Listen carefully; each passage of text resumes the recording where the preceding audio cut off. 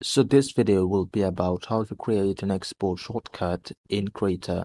As of July 2021, as of I'm recording this, there is no default shortcut to export an image in Krita. So you have to create a shortcut. So to create a shortcut, you have to go to settings, and then you have to go to configure Krita, and then you'd have to you have to search for export.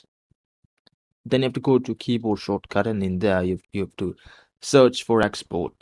And this, you have to go to file, menu, file, then the export.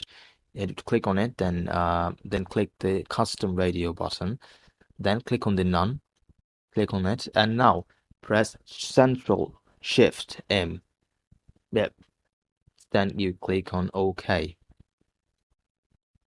So from now, when I press ctrl+shift+m,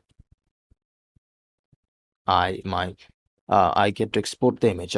Let's say I'm exporting the image, and I choose my format to be PNG, and I save it. So that's how you create the shortcut.